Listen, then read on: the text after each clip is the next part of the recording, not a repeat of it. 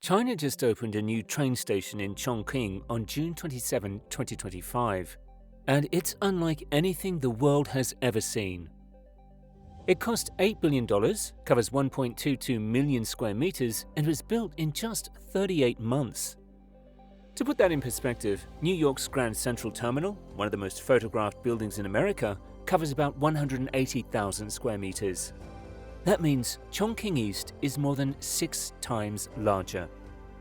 It's the biggest high-speed rail hub ever built, and somehow it went from blueprint to reality faster than most cities can build a single subway extension. We've covered megaprojects that take 10 or even 15 years just to complete a rail line.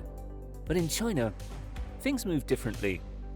Here, planners went from design approval in May 2022 to opening day in June 2025, a timeline that feels almost impossible anywhere else. Either China has found a way to streamline the fundamentals of construction, or its entire system operates on a completely different set of rules than what we see in democracies with multiple layers of approval. So, how do you build something 6 times bigger than Grand Central in the middle of the mountains in just over 3 years? Chongqing is one of China's 4 direct-controlled municipalities, putting it on the same administrative level as Beijing and Shanghai. The wider municipality has more than 30 million people, but the urban core is closer to 9 million, built across steep hills and river valleys at the meeting point of the Yangtze and Jialing rivers. That geography defines everything. You can see highways stacked over rivers, subway lines running above ground because there's no flat space below, and towers clinging to the sides of cliffs. The city already had 3 major stations, but the main one, Chongqing North, had reached its limits. It was wedged between rivers and mountains with no room left to expand. Adding new platforms would have meant demolishing entire neighborhoods or reclaiming part of the river, neither realistic. So planners looked east to Nan'an District, one of the few valleys wide and flat enough to hold a structure this size without tearing down half the city. It was the only site where a building this massive, essentially a small city of its own, could actually fit. Once they found the site, the question became, why build something this big here and now? The answer lies in a national plan called 8 Vertical, 8 Horizontal, 16 high-speed rail corridors connecting every major region of China. By 2023, about 80% of that network was complete, with another 15% under construction. It's already the largest high-speed rail system on Earth. 45,000 kilometers of track by the end of 2023, aiming for 50,000 by 2025. Chongqing sits at the crossroads of several of those routes, one heading southwest towards Xiamen, another north to Xi'an, and a crucial westward link to Chengdu, just 250 kilometers away. In 2021, Beijing approved the Chengdu-Chongqing Twin City Economic Circle, an ambitious plan to fuse the 2 cities and the 185,000 square kilometer region between them into a single economic zone. The goal? Cut travel time between them from 3 to 4 hours down to 1, effectively creating one super metropolis across Western China. If successful, it could become the country's 4th major growth pole after Beijing-Tianjin, the Yangtze River Delta, and the Pearl River Delta. But that's still a goal, not a reality, at least not yet. To make it happen, Chongqing needed a central hub that could handle multiple rail corridors at once, not just a stop, but a true interchange.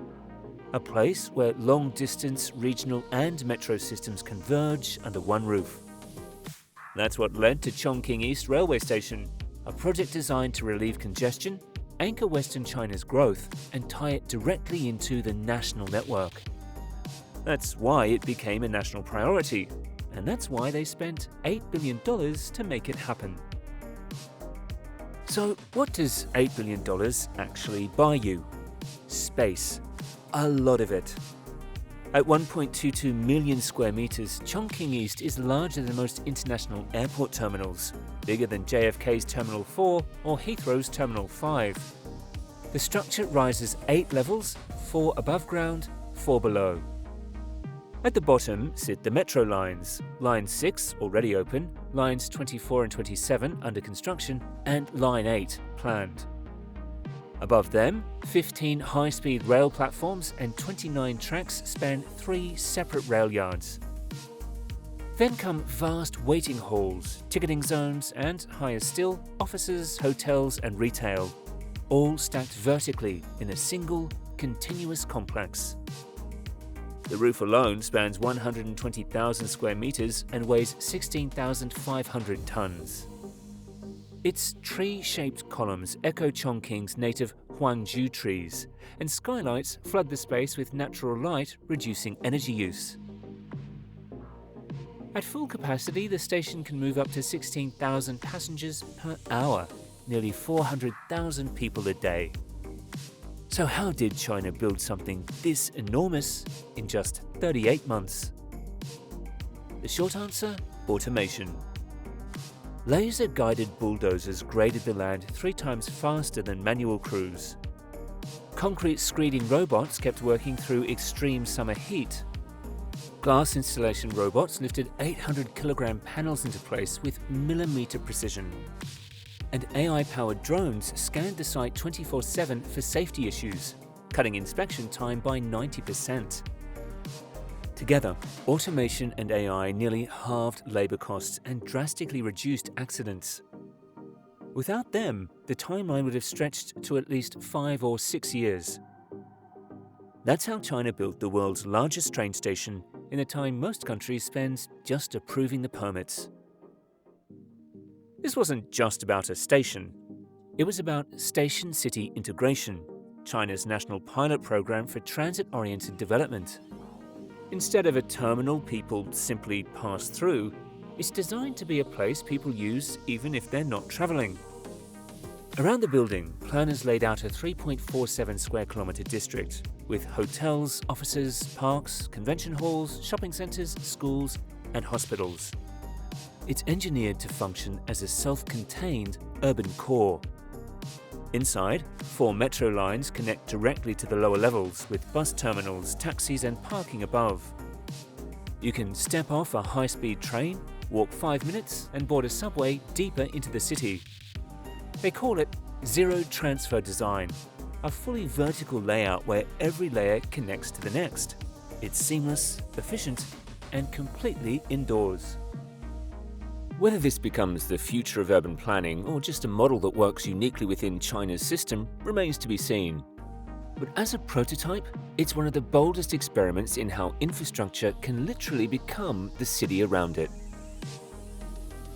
Now, here's the question that stops everyone. How was this even possible? In the UK, HS2 began planning in 2012. More than a decade later, much of it remains unfinished, and its northern sections have been cancelled entirely. In Germany, Munich's main station has been under renovation since the early 2000s, now targeting completion in 2030. In the US, California's high-speed rail project has been debated for over 10 years, with costs nearing $100 billion, and not a single passenger has ridden yet. Meanwhile, Chongqing East went from final design in mid-2022 to opening in mid-2025, just 38 months. Even counting from the first groundwork in 2018, that's still just 6.5 years, extraordinary for a structure this large. So what made it possible? 3 things. First, the site. It wasn't entirely empty, but compared to Chongqing's dense hillsides, this riverside valley was as close to a greenfield location as the city could get. That avoided massive relocations or neighborhood demolition.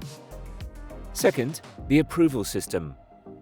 While China does have city, provincial, and national review layers, they operate in parallel on priority projects, moving funding and permits simultaneously rather than sequentially. It's a system designed for execution, not debate.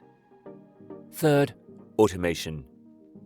Machines worked through summer temperatures above 40 degrees Celsius, maintaining 24/7 progress where human labor would slow down.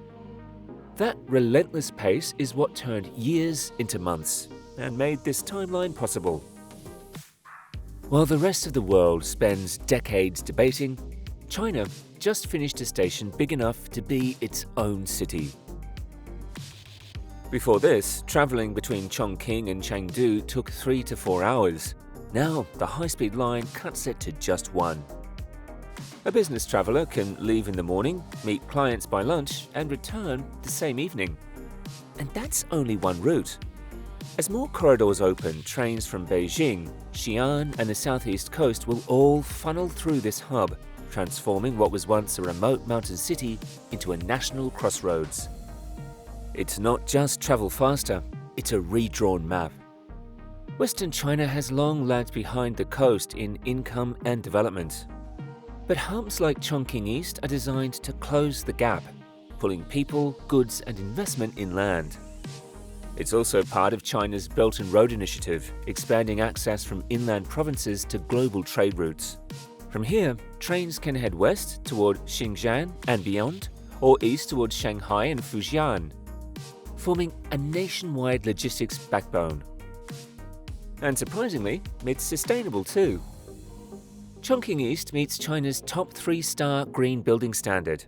Solar panels, skylights, rainwater collection, and a shared heating and cooling system cut energy use dramatically.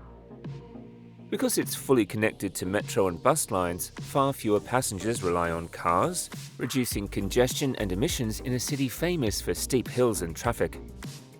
But maybe the bigger question is what comes next.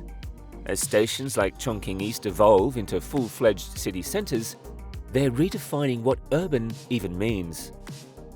When a terminal includes homes, offices, and parks, it stops being a stopover. It becomes a destination. So, are we seeing the future of travel or the future of cities? Either way, the message is clear. In the time it takes other countries to start a debate, China just built a station big enough to reshape an entire region. China's megaprojects often make the impossible look routine. But even by those standards, Chongqing East stands out.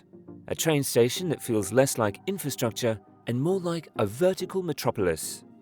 Built in just a few years, stacked 8 floors high, connected to a district that didn't even exist a decade ago. It's a statement, not just of engineering, but of how a country can turn mobility into development. Because in most places, a station is where your journey ends. Here, it's where an entire city begins. So, what do you think? Could a project like this ever be built outside China? Or is this kind of scale only possible in a system like theirs? Thanks for watching. If you enjoyed this look inside the world's largest train station, share this video. It really helps more people discover the channel. And don't forget to subscribe for more MegaBuild stories around the world every week, right here.